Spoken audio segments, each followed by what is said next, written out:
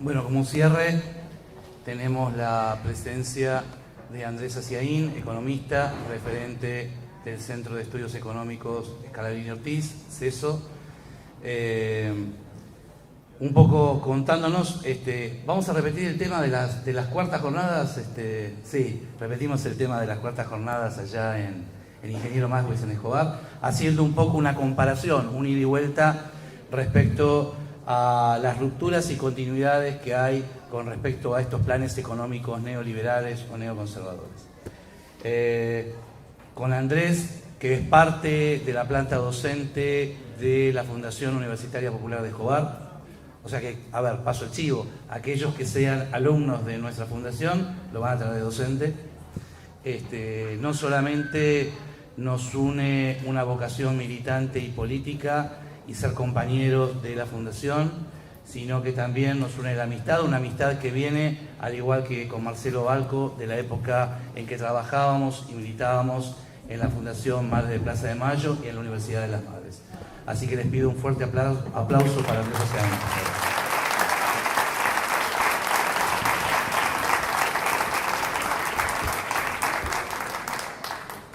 Bueno, buenas noches a todos y a todas. Muchas gracias a Sacha y todos los compañeros que están organizando la jornada por invitarme y a todos ustedes por estar presentes. Realmente es muy difícil, me toca el rol de hablar de economía después de todo lo que acaba de pasar, la música, la compañera nieta recuperada. La verdad que hablar de economía se hace muy difícil y uno lo lleva a pensar hasta qué punto la ambición, ¿no?, por un poco más de plata puede llevar a qué extremos de crueldad, ¿no? Porque a mí me toca hablar de los aspectos económicos de estas derechas represivas en el gobierno, y en realidad uno puede decir que después, cuando uno devela la cuestión ideológica, represiva, etcétera, detrás de todo eso hay grandes grupos de interés económico, ¿no? O sea que detrás de tanta crueldad, tanta incluso construcción ideológica, cultural, lo que termina estando es el bolsillo, ¿no? Y sectores que en pos de la ambición son capaces de todo, y creo que eso tiene que ser tal vez la principal enseñanza cuando uno dice ¿y qué pretenden de la Argentina en un par de años, ¿no? ¿Hasta dónde pueden llegar? Y pueden llegar a cualquier cosa, ¿no? En pos de mantener su espacio de negocios y de intereses. Pensando en cómo...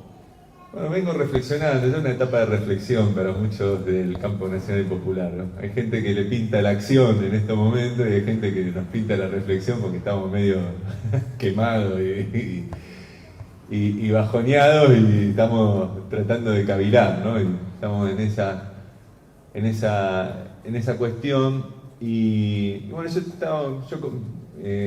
dirijo un centro de estudio que es una cooperativa de profesionales, en verdad una cooperativa de trabajadores, es la forma jurídica que le dimos.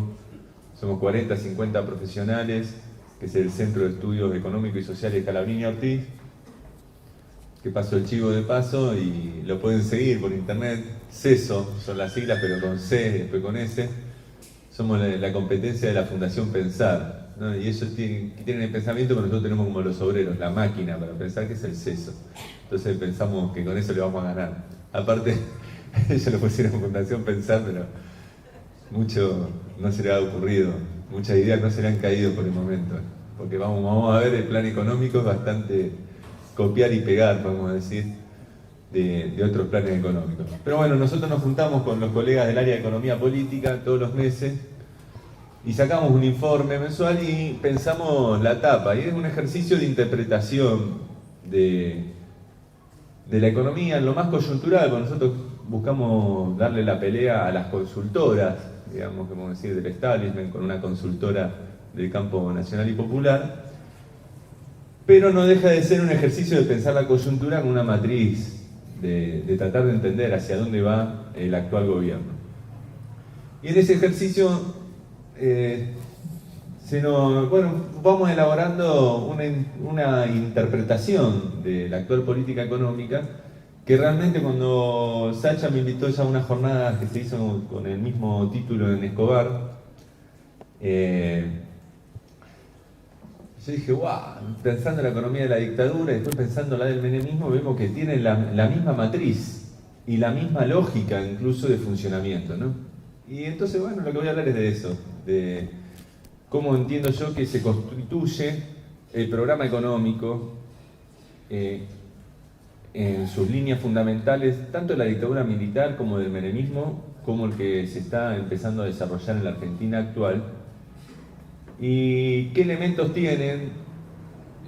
¿Por qué están en común esos planes? Yo creo que tiene que ver con una matriz ideológica que hay detrás del proyecto de país y debe ser también de grupos de intereses económicos, ¿no? Porque incluso son diferentes, tienen su diferencia con por ahí esa matriz ideológica en los años 30 o en los años...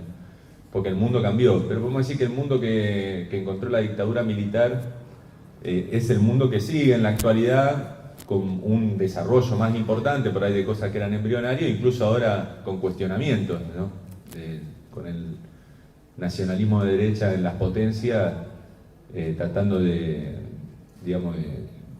oponerse a la globalización porque debilita, entre otras cosas, la hegemonía de los que eran entonces potencias, ¿no? Y crea nuevas potencias que le pueden cuestionar ese poder, y aparte porque jode a los propios laburantes de las potencias cuando traslada sectores enteros de la industria a países como China o India. Pero bueno, más allá de eso, bueno, ¿cómo se configura el plan económico entonces de la dictadura militar? Porque esto parte de juntar el consenso y construir un programa económico que tiene que tener cierto consenso social, ¿no? Aunque sean los tiros, pero consenso al fin.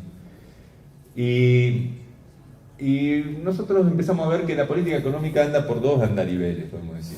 Tiene un andarivel que podemos decir son los objetivos de largo plazo, ¿no? Donde ahí se despliega toda la ideología en el gobierno y en la economía, toda la matriz ideológica y de proyecto de país, y tiene una matriz que tiene que ver con la coyuntura, con lo del corto plazo, con las elecciones, digamos, con cómo llegar a las elecciones, pero que los dos andariveles tienen vasos comunicantes, a veces hasta contradictorios, pero muchas veces que se potencian, ¿no? Entonces cuando nosotros decimos, bueno, la matriz ideológica de largo plazo de este gobierno actual es muy parecida a la de la dictadura militar, que es la idea de una Argentina que se inserte en el mundo, en la economía mundial, en base a ser competitiva con sus recursos naturales, especializarse y buscar ese lugarcito en el mundo que le pone la economía internacional, ¿no? Entonces, para lograr eso, ellos apuntan a que hay que reducir el costo argentino, ¿no? Ese es un poco la idea. Pero reducir el costo argentino no coyunturalmente, no devaluando. Incluso se puede encarecer el costo argentino porque hace un año que están planchando el dólar y está subiendo el costo argentino en dólares. Porque eso lo ven como circunstancial. El dólar va y viene. Es una cuestión de un año, de dos. Ellos hablan de reducir estructuralmente el costo argentino. Eso es. ¿Para qué? Para que la economía argentina pueda ser competitiva e insertarse en los mercados internacionales en base a lo que es competitiva. Entonces, esa idea de reducir el costo argentino estructuralmente de largo plazo, los economistas sabemos que lo que es el costo, del otro lado del mostrador, es el ingreso, ¿tá? Porque uno la pone, pero el otro la recibe. Entonces, el costo argentino, del otro lado del mostrador, es el ingreso de los argentinos. Entonces, el plan económico de largo plazo es cómo reducir estructuralmente el ingreso de los argentinos, por lo menos de las grandes mayorías, que hacen al costo. ¿Por qué? El otro es el que recibe la ganancia. Bueno, y va por tres andariveles esa política, porque cuando uno distribuye el costo de la economía, tiene tres componentes centrales: costo laboral, costo estatal, costo empresarial, ¿no? ¿Por qué? Y porque una empresa contrata laburantes, paga impuestos, aporta a la seguridad social y le compra a otras empresas los insumos, las distintas cosas. Entonces, la política económica apunta a reducir estructuralmente esos tres costos laborales. Para eso, una vez derrotado en la política, podemos decir, en la política electoral al otro proyecto de país, digamos, al nacional y popular, podemos decir, a favor del mercado interno, consumo interno, hay que socavar las bases sociales que hacen posible después la existencia, la expresión política, digamos, de lo que ellos llaman el populismo, ¿no? Entonces, lo que hay que socavar son las instituciones intermedias, que en la ideología de la oligarquía conservadora son las mafias, ¿no? El sindicalismo de los chorros, los políticos, gobernadores, intendentes chorros, toda la política, la burocracia de los estatales que se rascan los huevos, digamos, y los empresarios amigos de la protección y del gobierno, ¿no? Entonces serían las instituciones intermedias del populismo. ¿Por qué? Porque cuando esos tres se juntan son en realidad la base social de un proyecto que después se expresa políticamente como el opuesto a ellos. Y que son las instituciones a destruir para bajar estructuralmente esos tres costos, ¿tá? Entonces, cuando uno ve la guerra declarada al sindicalismo en la Argentina, no es porque le molesta que se choreen con la guita de las obras sociales un par de sindicalistas, si no, no lo tendrían a Momo Venegas como aliado. Tiene que ver con que ven en el sindicalismo un impedimento para avanzar en una reducción estructural del costo laboral. El costo laboral ellos lo quieren reducir como ir rompiendo el poder del sindicalismo, la paritaria nacional, tratando de flexibilizar, digamos, la legislación laboral en todo lo que hace a convenio colectivo de trabajo, la cuestión de aguinaldo, vacaciones, indemnizaciones, tiempo de contrato, ¿no? Avanzar en esa política de largo plazo, ¿no? Que apunta a bajar el costo laboral. El costo estatal, el programa es reforma impositiva, como ya vienen haciendo, con reducciones de impuestos a sectores que ellos consideran estratégicos, y bajar lo que es el aporte a la seguridad social, ¿no? Que ellos ven como uno de los factores fundamentales del costo empresarial estatal, o sea, el financiamiento de la seguridad social. Y el costo empresarial lo ven haciendo desaparecer líneas enteras de la producción que ellos juzgan ineficientes, ¿tá? Hay un montón de sectores que ellos dicen no tienen razón de ser, conviene traer las cosas de afuera que son más baratas, y con eso abaratamos la estructura de costos de los sectores competitivos. Entonces ahí está electrónica, parte de la automotriz, la línea blanca, textil, calzado, algo de mueblería, o sea, un montón de sectores que ellos dicen no tienen razón de ser en la Argentina, hay que traer todo eso de afuera y dedicarnos a lo que somos competitivos, y de esa manera bajar la matriz estructural de costos, ¿no? Entonces hicieron una política de desaparición de esos sectores. Incluso hay un texto, no me acuerdo bien, bueno, pero lo hicieron ellos, un trabajo donde hablaban de que eso implicaba reordenar, podemos decir, a 400.000 trabajadores, ¿no? En la Argentina, que había que buscarle una alternativa, que puede ser más bien el desempleo, ¿no? La posición. Pero bueno, ese sería el programa de largo plazo.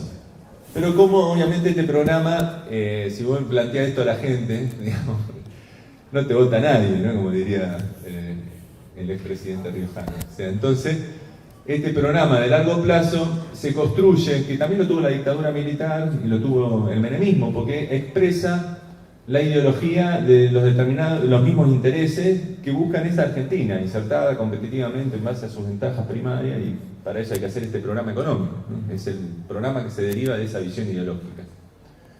Para lograr eso, hay que construir un programa de coyuntura que les permita generar cierto consenso social, ¿no? Y ahí se inscribe la política económica que implementó Martínez de Oz con la tablita, Cavallo con el 1 a 1, y que ellos parcialmente están tratando de implementar de cara a las elecciones, que nosotros le pusimos de nombre populismo financiero, desde el CESO, porque nosotros dicen, son populistas, Cristina Kirchner, Perón, son todos populistas, ¿no?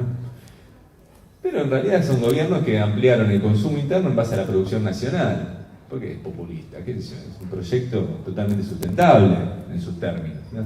Consume más la gente, se produce más, ¿cuál es el problema? En cambio nosotros creemos que esto, porque el populismo tiene una idea de que es algo insustentable, que te dan algo para engañarte, como decía, pero es una ficción, ¿no? Que no es sostenible. Pero sí, que un tipo consuma más y un empresario produzca más, porque no es sostenible. Es la base del sistema económico en cualquier lugar, ¿no? Uno consume, el otro produce, con lo que le paga de salario le compra la cosa, la producción crece, no tiene nada de loco insustentable. Solo es insustentable y artificial en las mentes de quienes creen que la Argentina solo se tiene que basar en la venta al exterior, ¿no? En esta idea de país colonial que solo es posible, real y realista, venderle a los chinos, a los europeos que consuman ellos, pero desarrollar un sistema económico en base al consumo y la producción nacional les parece artificial, ¿no? Ese lujo se lo pueden dar solo los otros países, los países que mandan. La pionada tiene que siempre trabajar para otros, ¿no? Entonces, bueno, en esa ideología colonial ellos ven como artificial un proceso normal de ampliación del mercado interno, ¿no? Que se da en cualquier país y que es totalmente sustentable porque fue la base de desarrollo y de acumulación de capital, por lo menos hasta antes de la globalización en todo el mundo.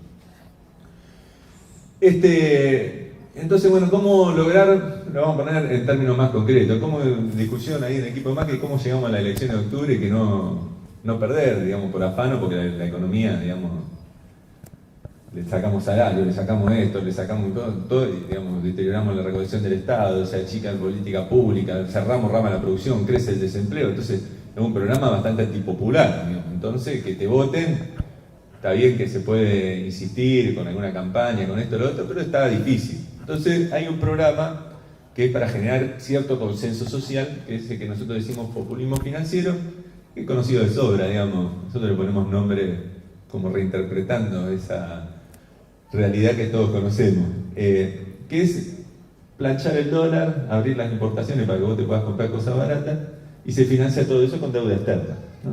Por eso, lo importante que era el acuerdo con los fondos buitres, en el caso del gobierno de Macri, lo importante que era para Cavallo el acuerdo con David Mulford y estructurar el plan Brady, y lo mismo para por qué los milicos pusieron a Martínez de Oro, porque era un tipo de Rockefeller. Entonces son cuestiones de lograr el acceso a créditos internacionales, ¿no? O sea, ven como una parte indispensable para sobrevivir y crear consenso a favor de su gobierno y no implementar ese plan duro que es solo bajar el ingreso de los argentinos, sino que mientras tanto tener cierta capacidad de juego, hacer una política más coyuntural de corto plazo de este populismo financiero, y para eso se necesita una alianza con el establishment financiero internacional para que te pongan créditos, ¿no? ¿Qué fue el acuerdo con los fondos buitres en el último caso? Martínez de Oz fue la solución después de la corrida cambiaria, a Isabel Perón no le prestaban guita, Martínez de Oz se reunió con Rockefeller y le hicieron el mayor préstamo de la historia económica de Argentina hasta ese momento, ¿no? O sea, fíjense, asume Macri, es la mayor colocación de la historia la que hicieron con los fondos buitres, ¿no? O sea, cada vez ahí se ve las similitudes.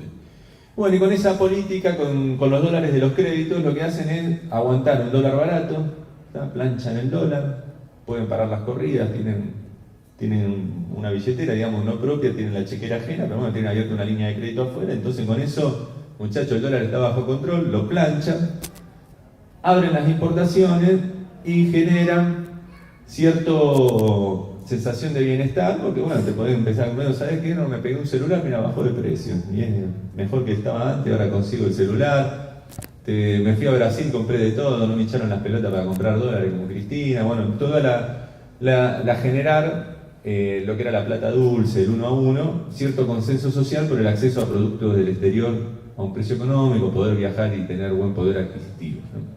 Esto en el caso del PRO actualmente yo creo que es una estrategia también para consolidar su voto duro de los extractos medios altos, ¿no? El dólar barato y las cositas de afuera, para que estén contentos. Me compré no sé qué cosa en China, me lo trajeron al toque. Bueno, esta política también para generar cierto movimiento económico va acompañado de expansión del gasto público, ¿no? Esto suena loco, pero ustedes saben que el gobierno de Macri aumentó el empleo público. Los datos del Ministerio de Trabajo dicen aumentar el empleo público y los beneficiarios de políticas sociales, aumentó el monotributo social. Fueron las dos fuentes de ampliación del empleo. Es todo al contrario de lo que han dicho, porque cayó el empleo asalariado formal, privado, y aumentó el empleo público y los beneficiarios de monotributo social, ¿no? Bueno, entonces este programa se complementa con una política de ampliar cierta guita, digamos, a través del Estado, y que en la actualidad, muy parecido a la época de Martínez de Oz, centralmente en obras, ¿no? Para mover la economía a través de obras, ¿no? En la época de Martínez de Oz fueron las autopistas, los estadios de fútbol, ¿no? Toda política de obras, acá, ahora, digamos, en el presupuesto le metieron mucha guita a las obras de cara a las elecciones, sobre todo en los distritos gobernados por ellos, ¿no? Yo que a veces voy por bicicleta y cruzo a Lanús, se están tapando baches que jamás se habían tapado en la historia, ¿no? Son todos baches históricos donde yo había enterrado mi bici hace más de 15 años, lo veo tapar y se me cae un lagrimón. Pero bueno, en la política de obras, ¿no? Como para mover un poquito la economía. Entonces esa es la política de populismo financiero para llegar. Esta política tiene cosas que van en contradicción con ese programa de largo plazo, porque sí, el dólar planchado encarece el costo argentino en dólares, ¿no? Pero como yo le decía, en verdad esto me inspira el diario de La Nación, porque yo leo el diario de La Nación porque escribo mitos económicos en página 12. Entonces, para encontrar mitos, leo el diario de La Nación. O sea, los busco ahí y los escribo en la contra, ¿no? Entonces los leo los editoriales, ¿no? Donde está más desplegada la ideología de esas cuestiones, y bueno, y hablaban de esto, decían, bajar el costo argentino no sirve de devaluar, porque eso es pan para hoy y hambre para mañana, devaluamos y después vuelven a aumentar los salarios. Tardará un poquito más, un poquito menos, pero es, digamos, seguir jugando la misma, hay que reducirlo estructuralmente. Entonces, coyunturalmente por ahí hasta va en contra del objetivo de largo plazo planchar el dólar, porque encarece el costo argentino. Pero es funcional porque facilita la destrucción de sectores de la economía que son ineficientes, entre comillas, por las importaciones de dólar barato, entonces taladra ahí y hace cerrar rápidamente sectores que consideran inviables. Y por el otro lado, generan consenso social entre empresarios e incluso sindicatos a favor de bajar el costo laboral y el costo impositivo, el costo estatal, para poder sobrevivir a la competencia de afuera. Como la situación económica no está muy ajustada y vienen los productos afuera, ¿se acuerdan la propaganda de Martínez de O que subían los costos, subía el dólar y ahora ellos planchaban el dólar y decían así y había que bajar los costos? No, es eso, digamos, desplegado la ideología en el actual programa económico. Es funcional porque le ponen presión. Entonces va el sindicato y acepta firmar un convenio donde renuncia a una serie de derechos a cambio de hacer viable el sector económico. Y los empresarios presionan a los políticos y a los diputados y a todos a favor de reformar el sistema impositivo y los aportes a la seguridad social, porque si no, no pueden sobrevivir y tienen que cerrar. Y las pymes y todo piden, bájenme impuestos, bájenme esto, todo, porque si no, no puedo sobrevivir, la situación no da. Entonces, este programa coyuntural de populismo financiero, a su vez, presiona al sector productivo y lo pone contra las cuerdas para forzar y avanzar en ese programa más estructural de largo plazo. El problema es que el programa de populismo financiero es insustentable en el largo plazo, en el sentido de que toman deuda, pero no se generan capacidad de repago. En la teoría de papeles de esta ideología, si se logra bajar estructuralmente los costos argentinos, se conseguirán los dólares para pagar las deudas en un momento. Pero sabemos que del dicho al hecho hay mucho trecho y por más que se baje el costo argentino, las exportaciones no aumentan porque no es un problema de costo y nuestro lugar en el mundo es muy limitado, y al contrario, como se empiezan a importar un montón de productos, la cantidad de dólares al final que tenés para pagar deuda es menor, son deudas en dólares. Entonces esto termina también en un problema, depende de la cantidad de años que se sostenga esto, de no posibilidad de pago de la deuda, ¿no? Tomás crédito, no generás capacidad de repago en dólares, terminás ahorcado por deuda. Y esto que pareciera un problema, yo creo que es buscado, ¿no? ¿Buscado en qué sentido? Es buscar llevar a la economía argentina a un nivel de endeudamiento donde no pueda después, el día de mañana, dar marcha atrás a gran parte de las transformaciones que se hacen en estos gobiernos de derecha, porque el alto nivel de endeudamiento y la necesidad de pedir permanentes refinanciaciones para no caer en una crisis de que se te va el dólar, explota la economía, etcétera, etcétera, los tiene agarrados como diríamos, de parte de los acreedores, como le pasó a Alfonsín. Se volvió después de los militares, pero lo tenían agarrado con el tema de la deuda y terminó siendo debilitado, ¿no? Como proceso político. Entonces, en realidad, el endeudamiento insustentable, que pareciera decir, estos tipos que no tienen cabeza, que van de vuelta a una crisis de tomar créditos y saben porque termina mal, que no podemos pagar. No, es una forma de constituir un nuevo poder, el poder financiero en la economía argentina y en la política argentina, para que el próximo gobierno que asuma no tenga independencia económica y por lo tanto no pueda hacer un programa político soberano a favor de otro proyecto de país, ¿no? Entonces es constituir un factor de poder para condicionar a un futuro gobierno que asuma en la Argentina y que quiera dar marcha atrás con este programa estructural que avanza las derechas represivas, ¿no? O el liberalismo argentino. Entonces me parece que eso describe bastante bien los tres programas económicos. El de Martínez de Oz, que fíjense que incluso después cayó la dictadura, pero ese condicionamiento que dejó siguió pesando. Lo describe bastante bien el programa de la convertibilidad, donde ese condicionamiento que dejó de una alta deuda condicionó al gobierno de Néstor y Cristina sobre el final, sobre todo. Pero bueno, tuvimos la cesación de pago de 2001 que rompió, digamos, esa cadena, y cuando se logró en 2002 estabilizar la economía sin pedir créditos, ¿no?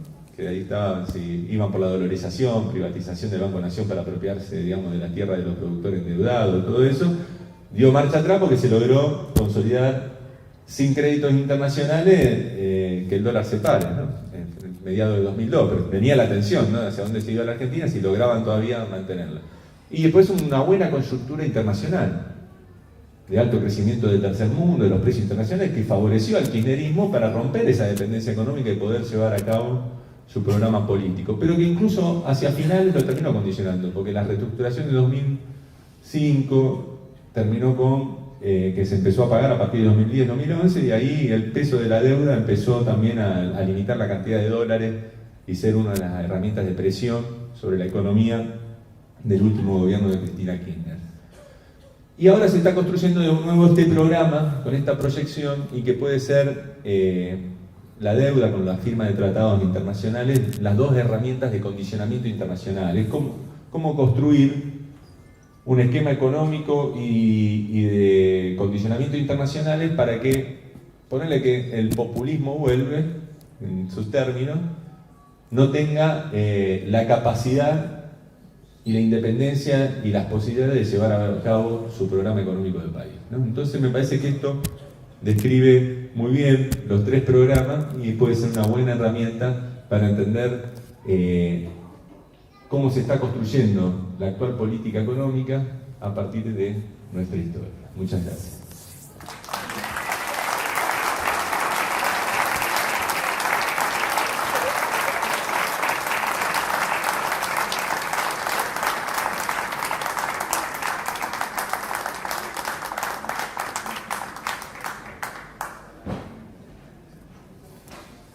Ahí viene Sacha a poner orden.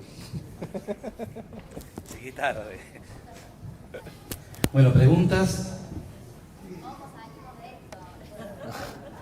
¿Cómo salimos de esto? La gran pregunta. ¿Cómo salimos de esto? Esa pregunta, si yo tuviera la respuesta, no sé, me imagino que, no sé, yo solo tiro cómo está la situación. Programa económico alternativo existe. Me imagino que dejando que no se consolide este programa, ¿no? Fortaleciendo esa resistencia de esas instituciones intermedias del populismo al avance de la política económica, que es, por ejemplo, un ejemplo del paro de hoy, y construyendo condiciones políticas para la vuelta. Pero después, los condicionantes que nos dejen, vamos a ver cómo nos toca jugar cuando se dé la posibilidad que nos repartan las cartas de nuevo, porque nos han dejado por ahora sin cartas. ¿Más preguntas? Aprovechen, ¿eh? No todos los días tenemos un economista periodista de Página 12, ¿eh? Así que vamos, a ver, rompiendo el hielo. Ahí atrás, Sacha, me quieren preguntar. Sí, allá ahora llega el micrófono.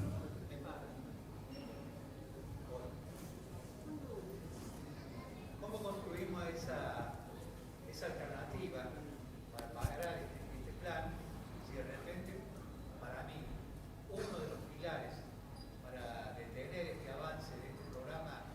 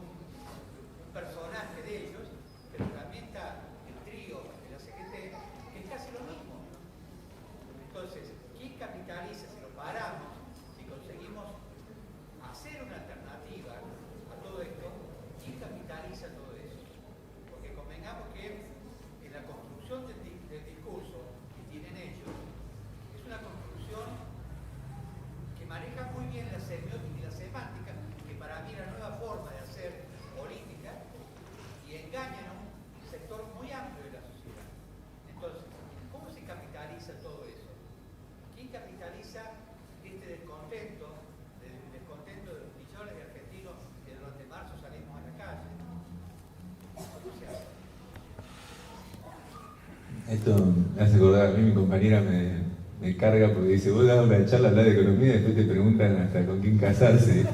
Y sos un caradura que le respondés.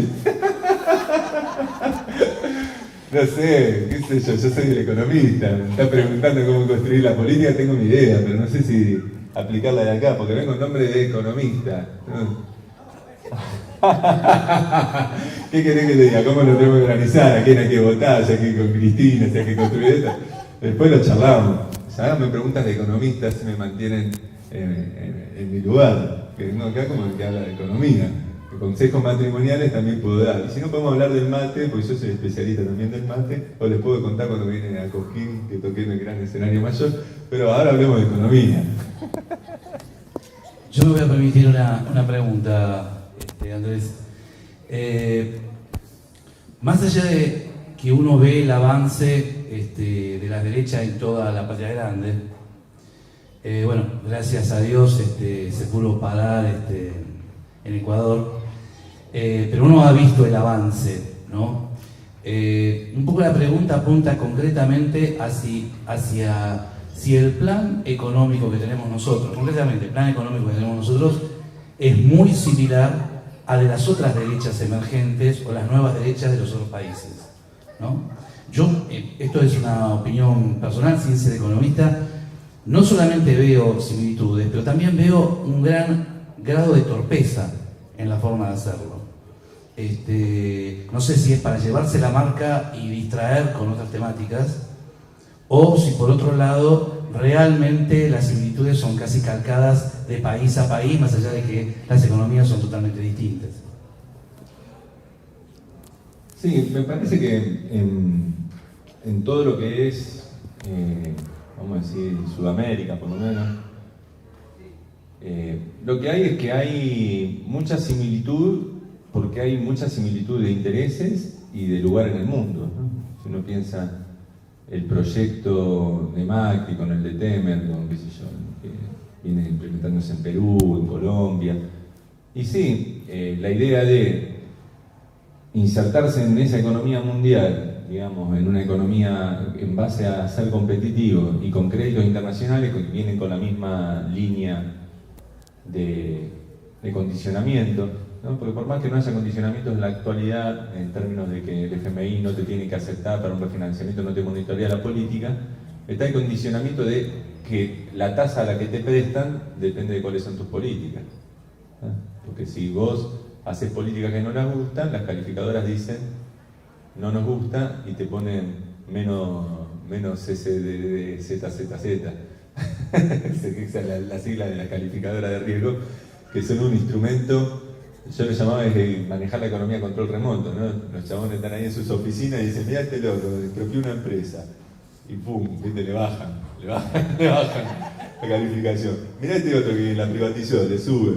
Los controlan a control remoto, porque vos estás, ¿a qué tasa te financiás? Toda tu economía depende del financiamiento internacional, entonces los chabones te manejan la tasa con las calificaciones. Y se sentaron ahí, y tres locos en una oficina en Washington manejan todas las economías del mundo así. Tú, ponele, bajale que hizo no sé qué. Bueno, así, digamos, las mueven así las economías. Entonces, la cuestión de la seguridad social, ¿no? En la Argentina, estos errores de Macri, la idea de la reforma y todo eso, también viene con una visión de que los condicionamientos, los créditos internacionales, dicen que hay que desvincular el pago de la jubilación de la evolución del salario real, entonces quieren ir a romper eso porque es uno de los condicionamientos para después, el día de mañana, poder acceder a créditos del FMI y otras cosas. O sea, está todos los factores de poder financieros internacionales que condicionan por igual, y está nuestro lugar que en una política liberal no podemos competir con la industria de India, China y los países norteamericanos, europeos o Japón, y tenemos que basarnos en vender materias primas. Creo que esa cuestión, digamos, de tanto del poder financiero internacional como lo que nos queda como país, si aplicamos una política liberal, es lo que hace que sean tan parecidos los programas. O sea,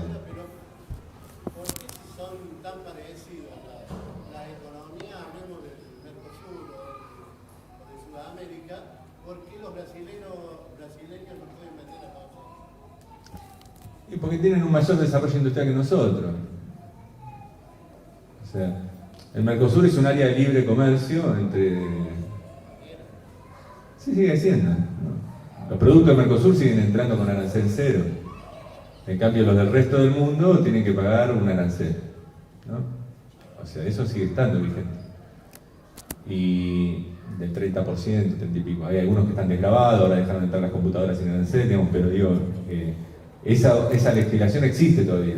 Y hace que haya una barrera proteccionista relativa del Mercosur hacia afuera y que dentro del Mercosur no. Y como los brasileños están más desarrollados que nosotros, encima tienen una crisis porque están ajustando el consumo interno y no saben a quién venderle, y el mundo encima está sobresaturado, no está creciendo mucho, nos la están enchufando todos a nosotros, porque tenemos acá uno que son bolivarianos, parece ser, están a favor de la patria grande y nos sacrifican a todos para favorecer a Brasil y no le paran un solo producto en la aduana, ¿no? En el caso de la automotriz es increíble. El año pasado aumentó la venta de autos en Argentina y están cerrando toda la línea de producción de las automotrices, acá en Córdoba lo saben más que bien. Y pues están trayendo todo autos brasileños de otros lugares, así de corta. Sí, Agustín. Sí, voy a parar si me escucha por el micrófono. Siguiendo la hipótesis esta de planchar el dólar por el tema de las elecciones, ¿no es cierto? Si le sale más o menos bien, podemos pensar en un 2018 con una gran devaluación, encima parecido al 2016, con devaluación y con más bajas de retenciones. Sí, no me pregunté si van a evaluar, yo creo que van a evaluar después de las elecciones. Esa es mi idea. Que van a tocar el dólar, que va a haber cierta corrida y tensión en los meses antes porque se van a ir muchos que están especulando acá adentro con distintas cosas financieras porque le está dando alto rendimiento en dólares y se van a tomar el palo unos meses antes. Ahí hay debate entre los economistas. Hace 3 días, cuando nos juntamos en el Instituto Patria, 80 economistas, y estábamos debatiendo, porque había algunos de la idea de que esto se acaba cuando un martes no renueven la LEVAC y explota toda la mierda. Yo tengo la idea de que tienen aire, que no les vuela por el aire, sino que en todo caso va a haber una evaluación correctiva de que van a estar casi 2 años enteros con el dólar planchado, digamos, con una inflación acumulada que va a ser del 60 y pico %. Entonces, o sea, una vez que llegaron a la elección van a evaluar porque si no los van a matar muchos de sus amigos. Sí, compañera, sí.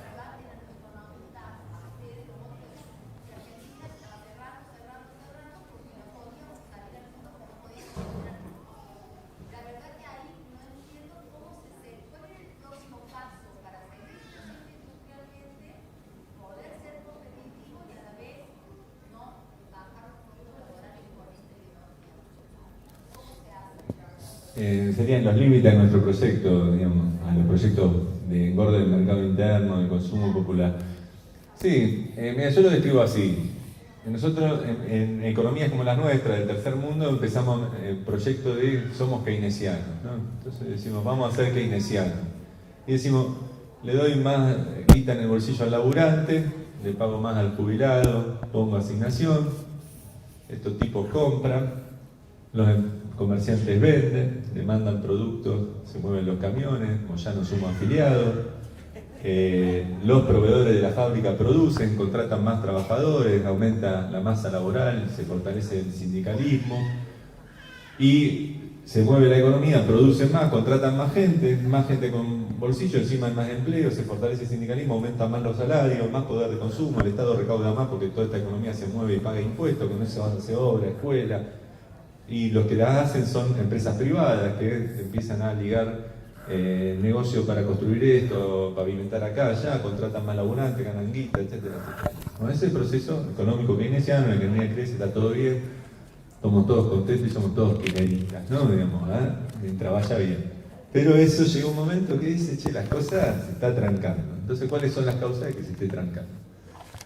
Ahí aparece lo que yo llamo que es los límites del keynesianismo en la periferia, en los países del tercer mundo, como les gusta decir, o en la periferia del mundo. Que es que ese keynesianismo choca con límites que son, bueno, pegué laburo, pum, me compro el celu, empresa de celular, solo el 10% arma acá, 90% viene de afuera. ¿Está? No, me tomaron en la fábrica, no sé cuánto, están pagando bien, cambio el auto, 80% viene de afuera.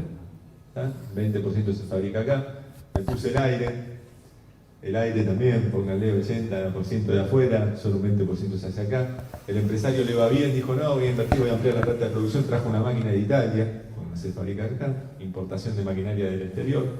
El profesional que empezó a moverse la economía, entonces enganchó más clientes y le va mejor, manda a la hija de viaje por el cumple de 15 a Disney, turismo exterior, después ya la otra hija se le fue a Brasil, él sigue siendo Villa Gesell porque no le va a cambiar la cabeza.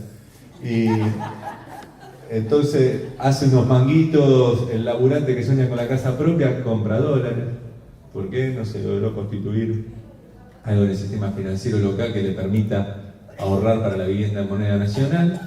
Y la empresa que está llenándose de plata, sea local o internacional, manda guita afuera, Panamá, de donde sea, ¿no? Entonces, toda esta secuencia hace que cuando se mueve la economía, los dólares van, salen, y lo que entran son los mismos de siempre, ¿no? Lo de la soja, lo de los hidrocarburos, lo del maíz, lo de la minería, y llega un momento que no está alcanzando. Entonces, es cómo se expresa ese límite, que yo también lo llamo, bueno, otra metáfora es, estamos en una casa, queremos meter más gente, sumar 40 millones, y los cimientos de la casa empiezan a hacer ruido, ¿no? Cuando pasa eso, la economía se tranca, no hay dólares. Entonces vienen los planteos. ¿Qué hacer, muchachos? Eso es la situación a partir de 2011-2012, ¿no? Bueno, la visión de los grupos más conservadores es muy fácil. Muchachos, los cimientos no aguantan 40 millones. Empiezan a empujar a lo loco a la gente y la tiran por la ventana, por el balcón. ¿Sabes? Nosotros nos vamos a quedar adentro y a nosotros nos aguanta. Y ustedes ahí abajo, miren, está subiendo el agua. Lo siento, muchachos. Si tenemos algo, le damos algún plan social, ¿no? Bueno, pero el proyecto conservador es sacar gente afuera. ¿Cómo se expresa eso? Ajuste de la economía, achicamiento del mercado interno, del consumo, del salario, todo el gasto, ¿tá? Achicar para que baje la producción, baje la importación, y la gente no se compre celular, no cambie tanto el auto, la empresa no gane tanto, no mande guita afuera, el obrero no ahorre en dólares, no se vaya a Miami la piba que cumplió 15 y el otro de vacaciones a Brasil, ¿tá? Entonces es el ajuste para achicar el consumo de dólares en el mercado interno y que una minoría que sobrevive porque tiene negocios más vinculados a la exportación o a sectores internos que no dependen tanto del nivel de ingreso de la gente, pueda disfrutar de la libertad del mercado de cambio sin restricciones, cepos y otras cosas, ¿no? El proyecto 1. El tema de ese proyecto es que es antipopular, lo que discutíamos antes, ¿no? Es antipopular. Entonces el proyecto 2 de los sectores conservadores: andá, arreglá afuera, ¿qué carajo quieren los fondos, guita, esto, lo otro? Pagale todo, arreglá todo y conseguí guita, ¿está? Entonces ya está, pum, ¿saben qué necesitas? Dólares para ir a Miami, toma, pum, pedimos un crédito, te conseguimos los dólares. ¿Qué querés ir a Brasil? Conseguimos un crédito, pum. ¿Querés importar cosas? ¿Qué no hay dólares? ¿Qué moreno? ¿Qué restricciones? No sé qué, toma. Tú, empiezan a repartir dólares endeudando al país, ¿está? O sea, lo consiguen así. Ese es el proyecto del populismo financiero. Del otro lado del mostrador vienen los debates sobre cómo romper esa restricción, que son los debates del desarrollo. Porque romper esa restricción a la ampliación del mercado interno de consumo y la producción implica desarrollarse económicamente, cuando un país asciende socialmente en la escala internacional de los países. ¿Está? Y ahí, obviamente, si tuviera la fórmula, soy Gardel, porque hay muy pocos países, contados con los dedos de la mano, que lo lograron. Pero podemos decir que el debate del desarrollo se da en dos andariveles. Porque subdesarrollado no es solo el que no puede producir todas las cosas que producen los países del primer mundo, sino también el que quiere consumir en la misma matriz que el primer mundo, ¿no? no poder conciliar esas dos patas. Está un pueblo, qué sé yo, los pueblos, incluso no sé, los pueblos originarios antes de la llegada de los españoles no eran subdesarrollados, eran desarrollados en sus propios términos. Después recién, cuando le imponen pautas de consumo del primer mundo y no las pueden lograr y se mueren de hambre y esto y lo otro, es que se transforman en subdesarrollados. Vos podés estar en bola, si la temperatura da, comiendo fruta, que no sos subdesarrollado, por ahí sos mucho más feliz que un chabón que te está quemando toda la cabeza en la oficina para pagar un crédito toda la vida y tener una casa, ¿no? Si el rancho aguanta, podés ser feliz y estás desarrollado en tus propios términos. Tema que si vos querés el celular, la heladera, esto, lo otro, que cae en cierta materia de consumo y no lo lográs, sos subdesarrollado porque no lográs consolidar esa materia de consumo. Entonces, el debate del desarrollo viene por esos dos andariveles. ¿Por qué matriz de consumo y de distribución del ingreso, cómo se distribuye ese consumo, etcétera, interna generás y querés generar? Que es el debate que ponen sobre la mesa las teorías del buen vivir de los ecuatorianos, los bolivianos, que no hay que identificarlas solo con los pueblos originarios. Yo digo que Guillermo Moreno, el polémico ex secretario de Comercio, tenía la teoría del buen vivir peronista, porque cuando se juntó, no me acuerdo, yo leí una entrevista con un CEO de una multinacional, le decía: nosotros lo que queremos es que un laburante tenga su casita, su autito y pueda comer un asado los domingos. El buen vivir peronista, ¿no? O sea, esto para que no piensen que es una cuestión solo de los pueblos originarios, ¿no? No, es ese objetivo, ¿no? Y lo otro es cómo lograrlo en términos productivos, ¿no? ¿Con qué matriz productiva? Cómo romper esas restricciones. Bueno, y ahí el debate no es sencillo, ¿está? O sea, había que ir a una mayor integración latinoamericana, había que hacer una alianza estratégica con grupos multinacionales para que inviertan y desarrollen ciertos sectores, el Chevron. La idea de Chevron, de acuerdo con la Pan American de Perón, que después hace carne y ideología del desarrollismo, es una de las visiones, ¿no? Una alianza estratégica con grupos multinacionales para que vengan, pongan la teca, desarrollen cierto sector y a cambio relajen esos límites productivos. Esa es la del desarrollismo clásico, ¿no? Después otros te dicen: no, tenemos que ir a ampliar el mercado y hacer acuerdo con Venezuela, con esto, con los otros, que ellos nos vendan los combustibles que nos faltaban. Otra visión, digamos, no hay receta, tenemos que hacerlo con empresas públicas, mixtas, cooperativas, grandes privadas multinacionales. No lo sé, no tengo partido. Yo tengo la idea, se lo tiro por si te interesa, de, pensando esto y reflexionando, de que hay que trabajar con una economía a dos velocidades, ¿no? Porque vos tenés que, en un montón de sectores, tal vez tenés que tener grandes empresas, incluso multinacionales, con esto y lo otro, intensivas no sé qué cosa, para vender afuera y conseguir esos benditos dólares para que después podamos tener el celular. No solo el celular, podamos tener todo, la luz prendida, ¿tá? Porque no importamos combustible. Por un lado, pero por el otro hay un montón de sectores donde hay que ser ineficientes en términos económicos, cerrarlo de toda competencia con cualquier producción ampliada de todo lo otro para generar laburo y derecho a la vida, ¿no? O sea, ahí es un debate, ¿no? Es un debate que no es opinable. Yo lo discutí el otro día en una mesa con uno que andaba con que quería traer nuevas tecnologías para la producción de vivienda, ¿no? Dice: en Argentina se produce en forma artesanal, que el ladrillo, que esto no lo pueden creer, en Europa ahí se hacen las casas con no sé qué tecnología.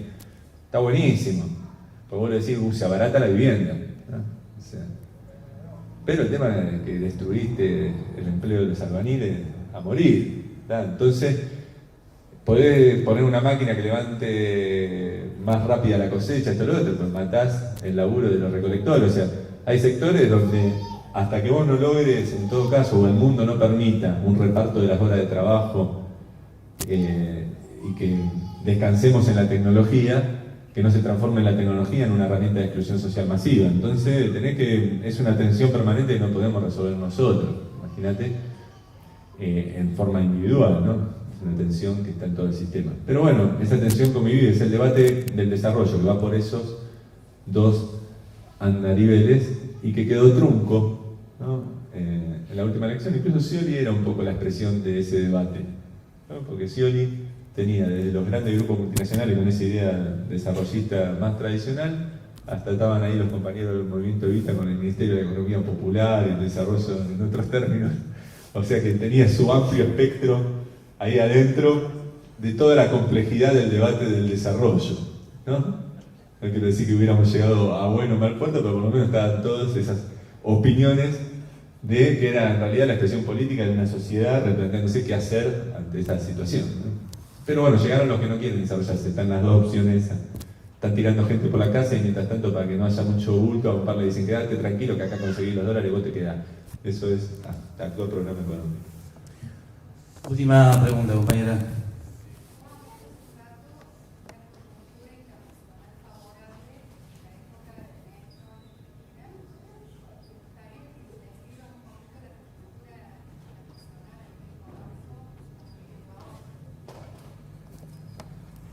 Sí, la del año pasado, la década pasada, pongámosle 2002, 2003 hasta 2011, fue un periodo muy especial en la economía mundial. ¿Está? Se había dado una situación similar en la época de los militares, ¿no? ¿Y esto para qué? Porque si no vienen los sectores conservadores y dicen, sí, cualquiera hace populismo con la soja a $500, ¿no? Bueno, entonces esa visión es refutable, porque los militares tuvieron esa oportunidad. Los militares pegaron una época de muy buenos precios internacionales de las materias primas con amplia liquidez y crédito internacional, ¿tá? Y lo usaron para destruir la Argentina. O sea que vos, coyuntura internacional es buena, podés tener, pero la podés usar bien o la podés usar mal. Kirchnerismo la usó, podemos decir, para desendeudarse, para ampliar la producción y el empleo interno y la seguridad social. Vamos a decir que esos fueron, cuando uno, digamos, inventarea, ¿no? ¿Qué se hizo en términos más estructurales, así, bien, con cabeza de economista que no le importa nada, que ganar impuestos, ¿no? ¿Entendió? Ahí, ¿no? Logros de la década. Amplió la producción y el empleo, la seguridad social e independizó de la deuda externa en gran parte del país. ¿No? Esos fueron los logros para lo que se aprovechó esa coyuntura internacional favorable. No me voy a poner por qué se dio los altos precios de la materia prima, no viene al caso. El contexto ahora es diferente, ¿no? Los precios internacionales de materia prima están más bajos, no se sabe para dónde van a encarar, pero lo que hay es un replanteo del esquema económico internacional. Desde mediados de los 70, o más desde los 80 en adelante, habían ganado lugar, digamos, en los países centrales y después en todo el resto del mundo, las políticas liberales, que se resumen en la construcción de la globalización, ¿no? Que como se basan básicamente en que vos puedas vender libremente de un país al otro y puedas mover la guita sin demasiados problemas de un país al otro. Ese esquema fue una herramienta para construir primero una relación de fuerza, porque fue la forma de condicionar a los pueblos del mundo en su capacidad de regular el capital. ¿Está? Vos le decís, acá la jornada es de 8 horas, el salario mínimo de tanto, hay vacaciones que se pagan así, tenés que pagar impuestos, no podés contaminar esto, tenés que hacer un análisis de impacto ambiental de no sé qué. Y viene el empresario y te dice, hermano, buenísimo, che, loco, qué bueno todas las cosas que estás haciendo, me voy al país aislado que no tengo que pagar ni salario mínimo, ni regulación de un carajo. ¿Está? Entonces, el movimiento del capital, y después te vendo desde ahí, ¿está? Porque me dejan entrar las cosas. Entonces, el liberalismo empodera al capital frente a los pueblos, porque el capital pasa a jugar en el tablero global y los pueblos en los casilleros nacionales. Entonces no tienen correlación, porque no tienen capacidad de regular a nivel global, pierden en la correlación de fuerza. Y eso llevó a la construcción de una nueva división internacional del trabajo, donde básicamente las grandes multinacionales cagaron a las clases obreras europeas y yanquis y se fueron a producir con salario barato a China, India, etc. Y eso trajo un cambio en la correlación de fuerza entre los países, porque se empezó a empoderar parte del sudeste asiático, China, India, y eso generó cierto resquemor en sectores, podemos decir, nacionalistas, de civiles y militares en Estados Unidos sobre todo, ¿no? Entonces, estamos viviendo un proceso de reacción de esos sectores que hablan, empresarios que no tienen un pedo que ver con la globalización, como Donald Trump se dedica a hacer torres, le importa 3 carajos la mano de obra barata de la India y la China, porque hace una torre y contrata laborante del lugar, se puede beneficiar parcialmente, pero no hace a su negocio, con sectores militares que ven como una amenaza a China y su creciente poder, con trabajadores que ven amenazado su puesto de trabajo por que las empresas se van afuera, ¿no? Y porque vienen los inmigrantes, ¿no? Pero digamos, eso se conjuga y se transforma en un cuestionamiento de las nuevas derechas nacionalistas en el primer mundo a la globalización. Y esto pone en debate hasta dónde estos tipos van a poder o no vencer a los otros. Los otros son las grandes empresas globalizadas que no quieren esta política de Trump, porque los chabones tienen inversiones ya hechas alrededor de todo el mundo, organizada así su producción, se rompió el Made in USA, el Made in Japón y el Made in Global, producen el diseño en Europa, las componentes en China e India y lo arman, no sé, en Rumania, o sea, es Made in Global. Las empresas que ya están armadas así no quieren la vuelta de ese nacionalismo porque ya tienen hecha la inversión afuera, ni en pedo quieren volver a invertir en ese país. Entonces, ahí hay una tensión que no sabemos cómo se va a resolver. O sea, si estos procesos de las derechas nacionalistas del primer mundo van a romper o no al liberalismo, podemos decir, los intereses multinacionales, ¿no? O sea, hay una tensión ahí entre dos sectores en los países centrales. Pero obviamente habla un escenario que para nosotros, mientras no nos caiga un bombazo, es favorable en términos del tercer mundo, porque en los únicos momentos en que la pionada del tercer mundo pudo romper la tranquera y avanzar unos pasos y correrla, fue cuando ahí arriba había quilombo. No, ¿qué pasa? Che, no, pero la pionada, ¿viste? Aprovechó que estaban los patrones peleándose con quilombo entre ellos, entonces avanza un poquito, ¿no? Y no se da cuenta y se manotea un par de cosas. Bueno, ese son los momentos de avance del tercer mundo. Por ejemplo, la 2 guerras mundiales, etcétera, fue cuando aparece el peronismo, el movimiento de liberación, empieza el desarrollo industrial. Entonces puede ser una posibilidad, porque para los que queremos un país industrial, que se rompa el comercio internacional en base a vos producir materia prima y nada más, y los yanquis le pongan proteccionismo a todo, que significa que nos va a joder coyunturalmente, porque por ahí cae el precio de la soja, porque los chinos no venden tanto y no compran tanto, pero a su vez es una justificación para que vos te pongas a producir cosas que antes no ibas a producir y para que hagas un comercio de acuerdos bilaterales con otro país. O sea, se rompe el multilateralismo, avanza el bilateralismo. El multilateralismo era, si yo le doy una ventaja a un país, se la tengo que dar a todos los demás, ¿tá? Que es lo que está en los grandes acuerdos internacionales de comercio. Y Trump va por el bilateralismo. Dice, ¿qué multilateralismo, tratado de libre comercio ni nada? Yo comercio con cada país, hago acuerdos de acuerdo a mis intereses nacionales y que se caguen los demás, ¿no? Entonces, bueno, esa política a nosotros nos favorece. Bilateralismo fue lo que hicimos con Venezuela, ¿tá? Necesitamos combustible, ustedes necesitan alimento y máquina, bueno, te vendo máquina y alimento a cambio de combustible. El multilateralismo no permite eso, porque obliga a Venezuela a comprar alimento y maquinaria donde le es más barato. No puede tener un trato privilegiado comercial con un país porque le compra. ¿Tá? Tiene que comprar donde le es más barato, cada uno donde le es más barato dentro de los países que firman el acuerdo. Por eso Brasil lo puteaba, porque el Mercosur no permitía un acuerdo como ese. Porque los brasileños se perdían de vender máquinas a Venezuela, pues nos la compraban nosotros, pues nosotros le comprábamos combustible, ¿no? Entonces el bilateralismo es una herramienta comercial favorable a los países del tercer mundo para desarrollar sectores productivos y puede ser un contexto internacional favorable. Pero también puede ser muy desfavorable. ¿Por qué? Puede derivar en el pacto Roca-Runciman. O sea, si el poder político no tiene las oligarquías, que no tienen otro proyecto de país, no tienen plan B, son capaces de firmar el peor acuerdo bilateral que te puedas imaginar, ¿no? Y entregar toda la Argentina a cambio de vender un limón, ¿no? Eso es un grave riesgo. Digo que había una más y no jugamos más. Dale, última pregunta. No, yo comparto totalmente lo que vos decías. Yo me acuerdo de la época de Martínez de O y la de Cavallo con el dólar planchado, la compatibilidad. Ahora, nosotros mismos, cuando fue el gobierno, sobre todo Cristina, ¿no dejamos también que el dólar se fuera retrasando? Porque teníamos un proceso inflacionario relativamente importante que lo cubríamos con un aumento de salario, pero con un dólar que se fue quedando atrás. Entonces empezamos a ganar más dólares, con lo cual también nos favoreció esto que conveniera de nuevo ir al exterior y gastar un montón de plata en el exterior en vez de hacerlo acá. Porque yo tengo esa sensación, por lo menos hasta que vino Kicillof. Kicillof hizo la devaluación y más o menos compensó un poco, pero se quedó con ese retraso. Sí, hubo procesos fuertes de retraso en el dólar en el último tiempo. La diferencia es que, por un lado, no se financiaba con deudas a un nivel masivo el último año un poco, con los créditos con los rusos, con los chinos, digamos, esos acuerdos. Pero lo más relevante es que se trataba de contener los efectos sobre el aparato productivo con medidas administrativas.